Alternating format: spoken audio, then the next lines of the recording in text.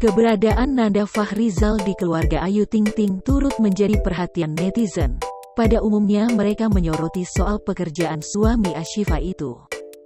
Diketahui mulai dari pesta pernikahan yang mewah hingga rumah, Ayu Ting Ting lah yang membayar itu semua. Oleh karena itu Nanda Fahrizal dituduh hanya numpang hidup saja dengan keluarga Ayu Ting Ting. Bahkan, Ayu Ting Ting ikut meluruskan bahwa suami Shiva bukanlah pria pengangguran yang hanya menumpang hidup padanya. Usut punya usut. Profesi suami Shiva yakni seorang produser sekaligus penanggung jawab kanal YouTube milik Ayu Ting Ting. Ia pun juga dipercaya untuk mengelola sebagian bisnis Ayu Ting Ting, seperti The Halu Cafe hingga Ting Ting Kuliner.